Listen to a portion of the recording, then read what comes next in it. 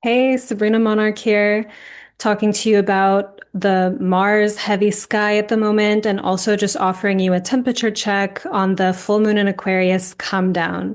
Mercury is stationing direct, and in that fashion, I'm going to give a little bit of recap of what we've just gone through. A little bit of an overview, or like a main thesis statement, is that there is some contraction and crunchiness at the moment, and it doesn't mean you can't have joy in your life or in the process. So stick around. I'm going to be unpacking that. Please like this video and subscribe to my channel. You can head to sabrinamonarch.com to see my offerings. I do offer astrology readings, and I have a free mini Pluto course that you can also get on my website. And let's get into it. So just to show you real quick the chart, um, this is the moment that I'm recording this.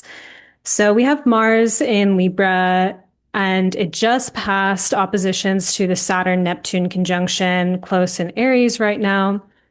And Mars is also part of a grand air trine between Uranus and Gemini at 1 degree of Gemini, and then Pluto at 2 degrees of Aquarius. Mars is still applying to that trine to Pluto. So it's a very galvanized, very energetic moment with all of that martial energy. So yesterday, August 9th, 10:55 a.m. Eastern European time here in Greece, was the Aquarius full moon at our mid-Leo season moment. Full moons aren't always at the middle of a solar season, but it was 16 degrees of the sign. So we're just midway through Leo season. And there's been a lot of internal and social negotiation and kind of reworking around happiness versus suffering. True to the contrast of Leo as a sun ruled sign and Aquarius as a Saturn ruled sign. So in Diviner right now, which is my year-long advanced astrological salon that's currently in session, I'd shared a few thoughts on joyfulness that I want to reiterate here and share with you all, which is that having a happiness or a joy or a pleasure practice or a gratitude practice, right, when you intentionally focus on enjoying your life, this is never really about conquering its existential opposite. Right. And once you start to, get solar and get Leo and kind of get into joy and playfulness, and you build your heart muscle for those areas of life even more, you will pretty immediately face shadow content that's like, hey, what about me? Like, you can't have a good time until you look at me. Like, that's kind of the feeling state of it. And incidentally, joyfulness and pleasure actually gives you a more resource field to integrate exiled parts of yourself. And this is the Leo Aquarius tension because Leo is the center, it's the sun, and Aquarius is what is on the periphery or what is on the outside. Aquarius is the energy in the group that, is hanging out at the farthest distance of the party. It's the person who's watching the event instead of being in the middle of it. It's the person in any group who's like, I don't know if I belong here, and I have a different perspective and take on everything from my exiled place. Um, and so that great epic tension between Leo and Aquarius happens internally as well. Like it's like your big vision for your life. You as the main character, Leo. And along the way, you're going to pick up your, ragtag exile people that are parts of you, right? Parts of you that you've put into the shadow, parts of your experience that you don't think get to be included. And this can be unsettling at times and also part of joyfulness because the more of you that's here, the more alive you get to be. And there's a lot of complexity and integration that has to go into that. So Aquarius is actually about that integration. It's about being in a vast network of consciousness. So we can map and strengthen our capacity for joy and play, but it doesn't have to exist in a vacuum. So that whole negotiation of happiness or everything else is very Leo Aquarius. So, the paradox between beauty and life and what's hard and tragic does not have to be fully resolved at any given moment in order to enjoy your life. If we take this approach, we will always be existentially disturbed by life's problems, as well as the black hole void of darkness that always exists if you peer into it. Right? And there may be parts of your life or loops that you have that send you right to that place.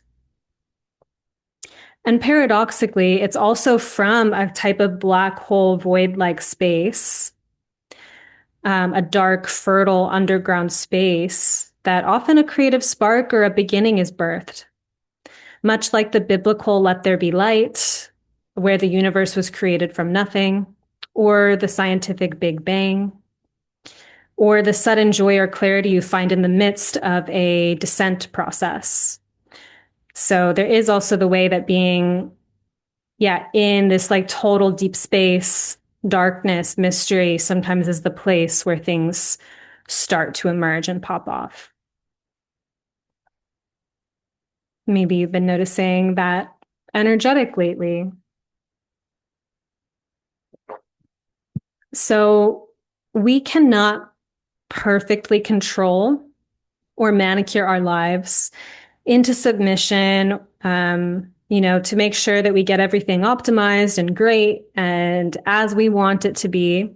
And I think that this may have been a nagging feeling lately, or it could have been overt, like this deep sense of, things must be to standard, things must be to quality, things must fit my vision, and I can make it happen. And doing this becomes maddening because no matter how skilled or effective or powerful you actually are, there's simply just too much chaos in existence to like wrangle it all into a pretty package. So, with that kind of maybe, this was a full moon in a Saturn ruled sign. A full moon is release. So, possibly there has been a release of control, and leading up to that, a deeper awareness of where we are gripping, where we are trying to control, where we are trying to force things. And so, a pivot within this is getting to decide, like, how do you want to play? This is what Leo season is about, play. And its full moon will always be Aquarius, which is a potential for a flash moment of insight, that light bulb moment, to see the bigger picture of the movie that we're the main character in, or our dramas are a projection screen of our inner dramas playing out for our own awakening. This flash moment of insight at an Aquarius full moon can give us way more information and perspective about the paradigmatic lens from which we are viewing our dilemmas, right? Like kind of that pop moment of freedom when you realize that your lens upon a situation is actually perpetuating the type of nightmare or thing that you don't even want to be happening because you're viewing it as something and you're playing into that drama with your assumptions and the ways that you're making choices and maybe how you're micromanaging yourself or masking or selectively bringing parts of yourself to the story because you're in a lens, you're in a story, you're in a loop. And so when that shatters or breaks open or pleasantly lifts, you wake up just bright eyed from a strange dream, then there's all these possibilities. There's so much happening in the present moment, and you can choose a different way to surf and play with this life. And that's what's so, I think, charming and alternately maddening for people about Aquarius is that they're detached, which at times can be like, hey, are you not paying attention to this thing, this one way of looking at the situation? And Aquarius can be like, yeah, I see that you feel that way. And I understand how the structure of your consciousness is making you think that way. But actually, there's this whole other web happening. And I'm not attached to this one particular perspective. Now, Aquarius isn't always that free and detached. Sometimes Aquarius is very fixated on their particular mental paradigm or their mental framing. It can go either way. But this is kind of the liberation side of Aquarius is, can I see the perspective from, or can I see the situation from a farther perspective that allows me to see what's really happening, not just my projection or my limited scope upon what is happening. So this Leo season moment of having an Aquarius full moon is an opportunity to sit on the bench, like take a break from the game, sit on the bench, have the talk with the coach, look at the game from an outsider's perspective, feel your racing thoughts and your investment in the game start to slow and settle and start to back way up and see what's happening.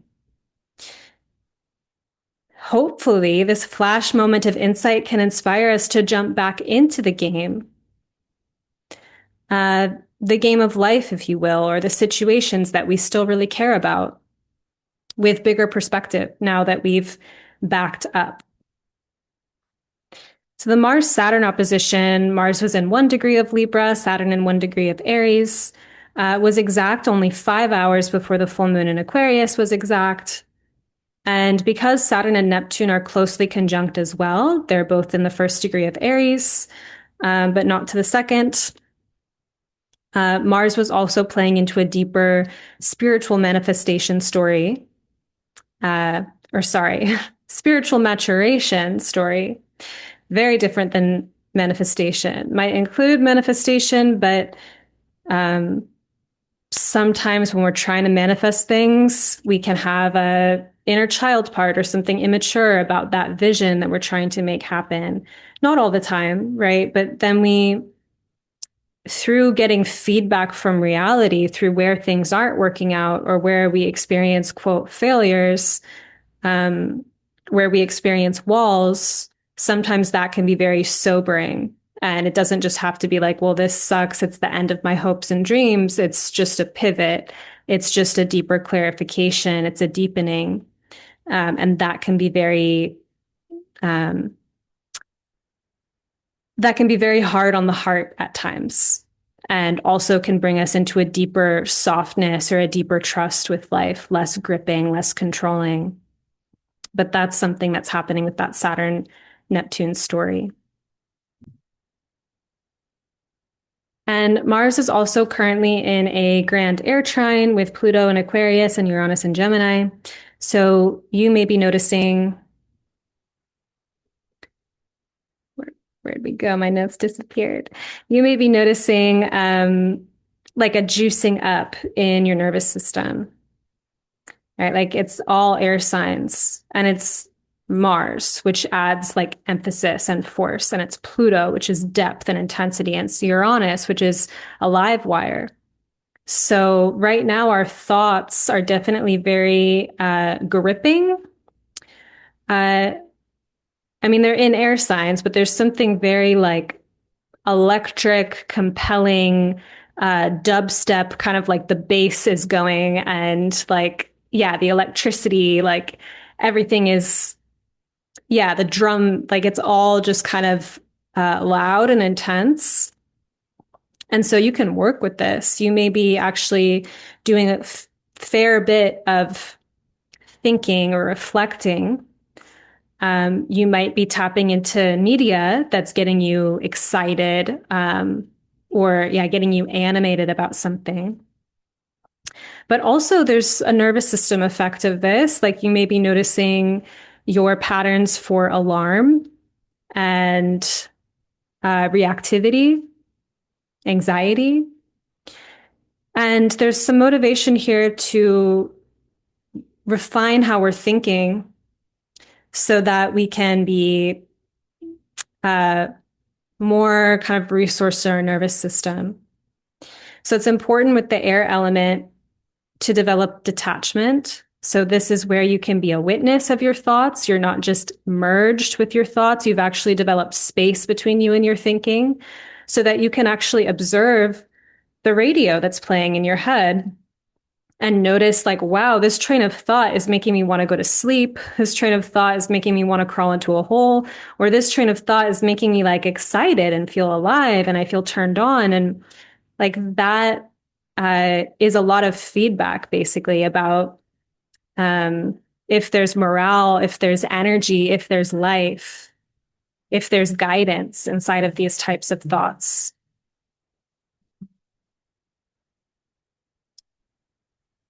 So thoughts are also a little bit predictive, right? They can be, we have like a mental projection. We kind of think that things are going in a certain direction.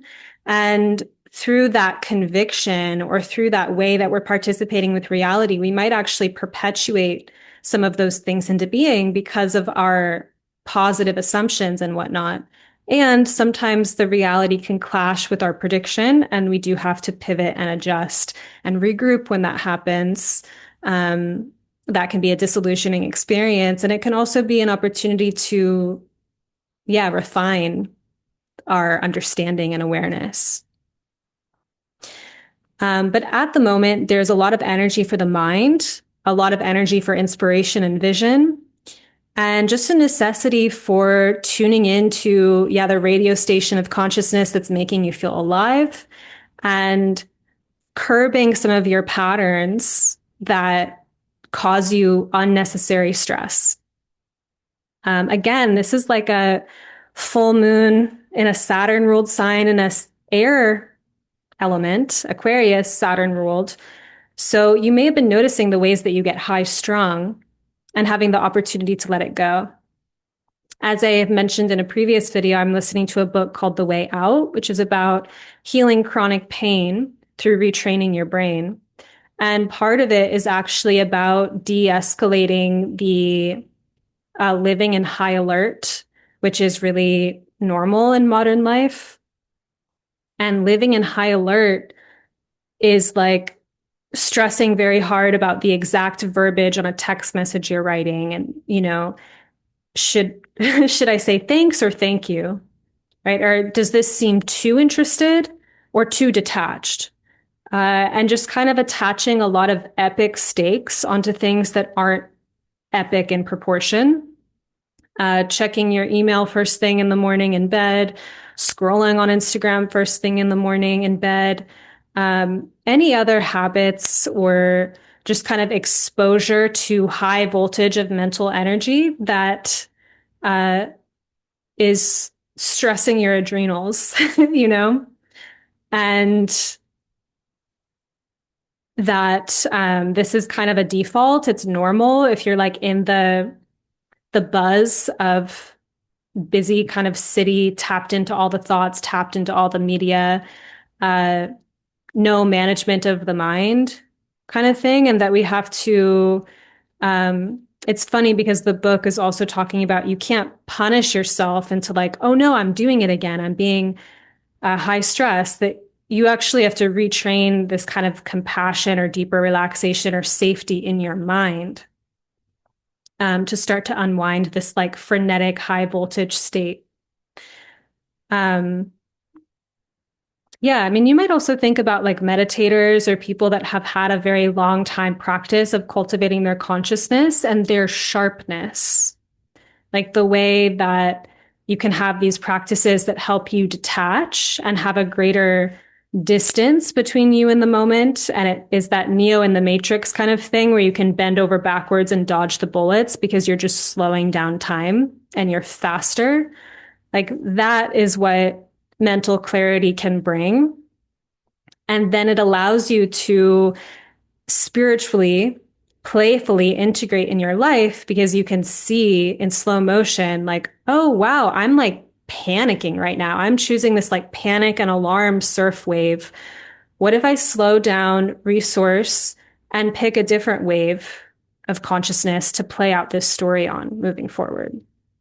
And these are just micro shifts that you can make, at a higher level of personal mastery in life when you mind your mind. So I'm just going to share a few more things about this combination of transits, post full moon in Aquarius and all the Mars transits, just in combination, some things that this has produced, a few possibilities. One, fighting for control or dominance could have been a theme in a variety of arenas.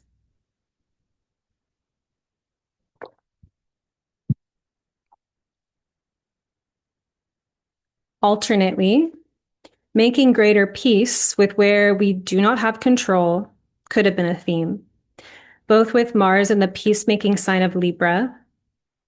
So bringing our energy possibly more into a relational mindset. And a full moon in a Saturn ruled sign, bringing emotional sobriety to situations we may have been trying to cope with by somehow managing or optimizing the situation to our liking, only to see that some things cannot be forced. So, the dilemma that Mars and Libra faces, by the way, it is very much about choice and deliberation, which is a Libra thing.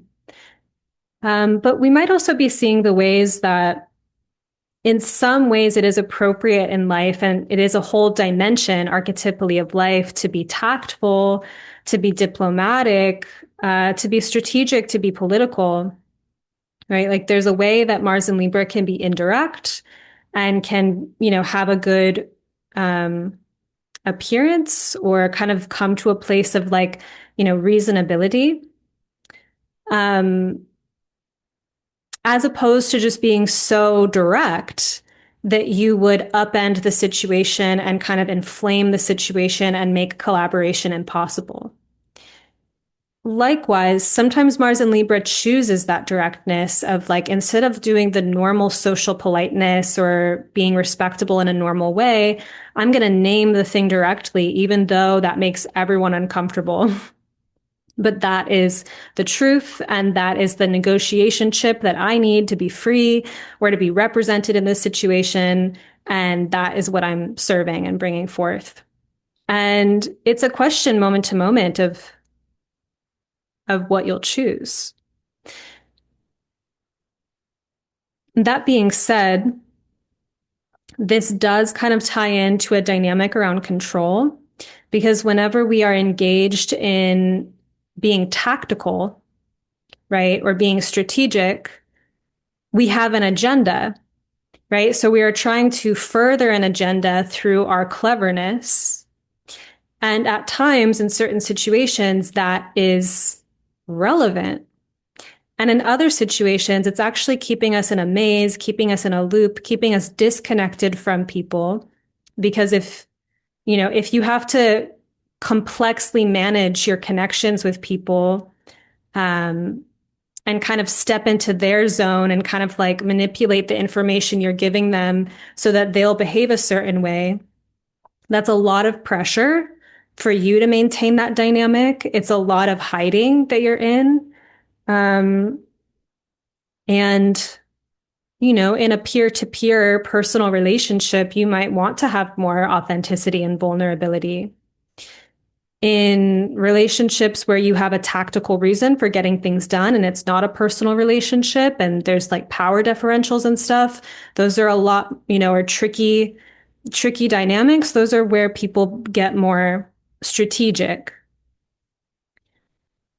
So there is an assessment in some sense of, why am I playing chess? Why am I being strategic? What's my agenda? What's my end game here? Is this serving, or is this keeping me entangled with people that if I showed my true self, like this would blow up immediately? So we're contending with our own patterns around attempting to influence situations. As I was saying, Mars and Libra is very strategic, chess game like, political, smooth. It's not a transparent placement at times. It may be actually radically frank and direct in a way that breaks normal social order. But it can also be like carefully choosing our words, our actions, and yeah, maneuvers, essentially. And also, as I was saying, ways that we do this or have done this may be self-destructing because we're tired of the pressure of it, right? Because at times it's actually inappropriate for our intimacy, for our growth, for our evolution to be playing some of these games any longer.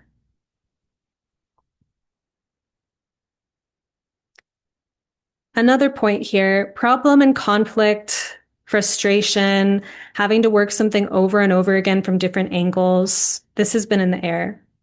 It's been very important and can continue to be important to have heart inside of this heated or frustrating moment in the story, as opposed to getting very hard on ourselves for failing, for doing it wrong, for taking a misstep, for fucking everything up, right? Because if there is a way that there are tensions in the field socially with the Mars-Saturn opposition,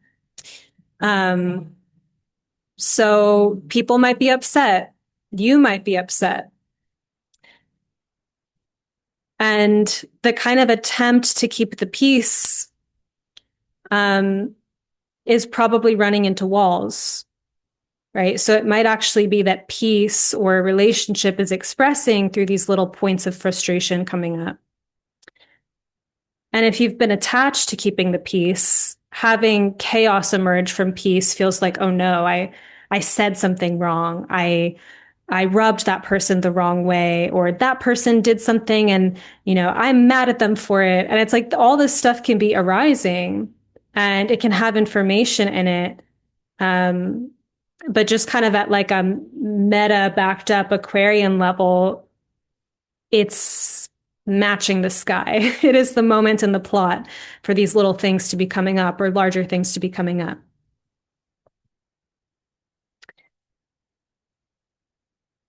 Right? We're getting to see where we're tightly wound, where part of us or a lot of us thinks that perfection is required 100% of the time in every arena of life. Maybe you don't have that. And bless your heart too. We have been getting to see where this exists, though. There's been an opportunity to take necessary breaks from banging your heads against a wall, having then an existential, spiritual, or emotional reset. Choose a different frame of consciousness, rest, and then come back to the efforts that we are a dog with a bone about.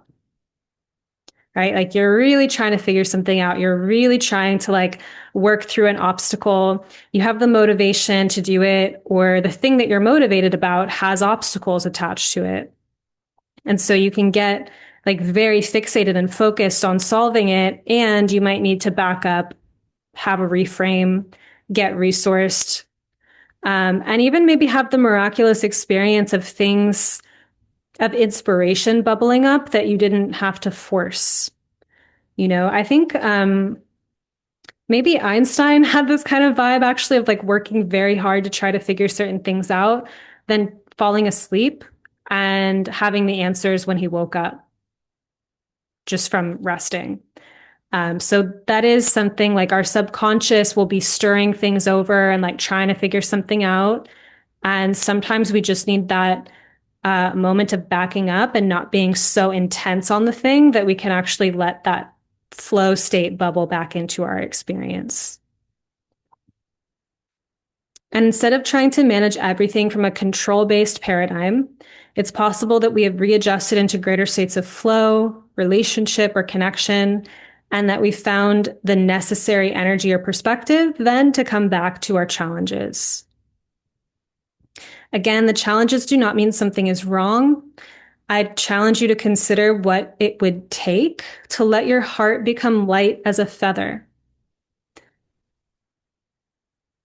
Right? Light as a feather in places that you are in disastrous thinking for no other reason than a very sophisticated and convincing wiring in your amygdala, in your brain, in your danger and kind of threat scanning systems that are on overdrive. So that a small situation, which is actually basic, takes on these epic proportions. Right? Or it feels like if something goes wrong or if things don't go to my vision, it's like a really, really far fall. This is a way of looking at things that is definitely going to create a lot more stress and panic because the stakes have gotten very high. And if the stakes aren't actually that high in actuality, that is a lot of stress, on the system. So, what does it take to have a lighter heart?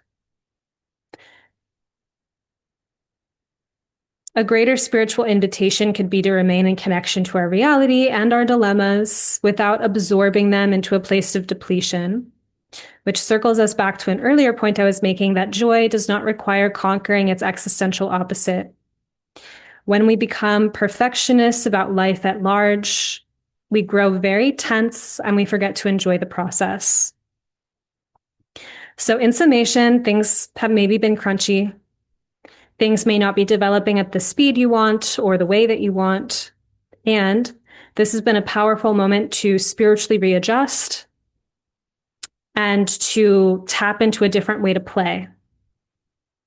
Detachment has been a friend. There's some good moments to take a break from the game, have that pep talk with the coach, with your people, or some good moments to go out with friends and relax and unwind, and then time to come back to the game more integrated and resourced. So last thing here, I've opened up spaces to work with me one-to-one in my personalized, emergent, process-oriented coaching. And this is called Oracle Body. And this is a coaching that integrates evolutionary and Hellenistic astrology, EFT, which is emotional freedom technique, and sexological intimacy coaching. So this is for you to connect to a higher level of insight with the celestial mapping, which is a lot of what I talk to you about here, but also to bring that down into your body as a vessel, because your body is actually the location through which life is flowing through you. So to move beyond conceptual understanding, right, or just being in living in the mind or fantasy or things like this, it's embodiment that actually anchors the story into a deeper unfolding. And things like connection and intimacy are very body-based, right? Having a good conversation with someone might feel mental and cerebral, but that sense of being able to know how you feel and name it in the moment or create invitations to deeper connection in the moment, to read the energy and be resourced enough in the moment beyond your triggers to name what's happening in the moment, that is all very body-based. So I think a lot of us go to the stars and look up for answers, and that's beautiful. And that has expanded our consciousness in sophisticated and elegant ways. But there are equally sophisticated, elegant, gorgeous ways to root down into the body. And that's what I'm super excited about in my work, is this integration between astrology and embodiment. So whether we're working with clearing stuck or stagnant energy, stuck emotion in the body, or opening up the sensuality and availability for sensation, the availability to feel the information that's in your tissues and to connect with that as oracle. Oracle body is for this vast deepening. My work is especially for the highly sensitive people, which I think is a lot of you.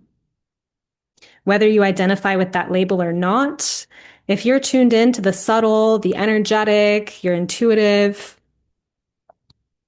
then that means that so much of your experience is outside of the ordinary register of normal social conversation and language, which makes, you could be a deep well. You feel things very deeply. And so to be able to put consciousness to that depth, to create deeper resource inside of feeling those places within you that may be hard to touch or be with.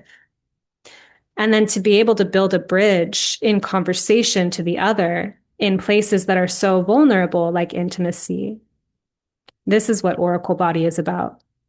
For highly sensitive people, a lot of this information has been left in gray matter, has been left in states of neglect. Having big feelings throughout your life and not always having people meet you in them. So then when relationship and intimacy comes along, or your desire for it is something that draws you, there's so much opportunity to actually be met in places you've never let yourself be met before, never knew how to be met.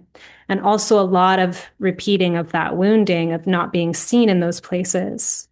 So these modalities, this work together is to create more resource, to create more aliveness in mapping these spaces, in making contact with them, which will ripple into your ability to make contact and to have the intimacy and connection that you really desire. I'm so excited to be offering this. At the moment, you can just email me, sabrina@monarchastrology.com, to start that conversation about working together one-to-one. One of my sexological intimacy clients just reflected to me that our work together had been such an acceleration for her of growth, and that it was liberating to be able to have a space to talk about sex.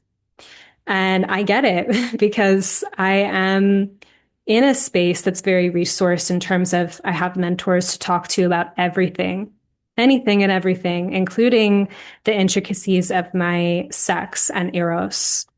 I have those mentors, I have that community, and it's really amazing. It's such a discovery, it's such an adventure. And it's not something that people always invest in, or there's like kind of like a taboo, or like, isn't that just supposed to be something I do naturally? Does something have to be greatly wrong, or I'm ashamed that something is wrong? Like there's a lot of charge and content in these places, which is why it can be great to have support, have allyship, have witness, have someone walking with you in a container, right? That's for your growth, that's for your deepening, as opposed to playing out some of these. You want to play out these places and have connection in your life. But it's amazing to get that imprint and that template of safety and container and have that as a resource as you go about the risk that is inherent in the romantic world or in bearing your heart, letting yourself be seen, and all of that. So email me, sabrina@monarchastrology.com, to begin a conversation about working together with this coaching that's combining these beautiful modalities, this opportunity to really deepen contact with yourself and with your availability in your consciousness and in your body, and in your body as an oracle to meet the adventure that is your life. And yes, my email, sabrina@monarchastrology.com, is different than my new website, sabrinamonarch.com. That's where you can find my free Pluto course and my astrology readings and all of that. But I'll leave the email to contact me in the notes. And I look forward to hearing from you. If you're watching this on YouTube, please leave a comment. Let me know what resonated with you. And like this video, subscribe, all that stuff. And I'll see you again soon.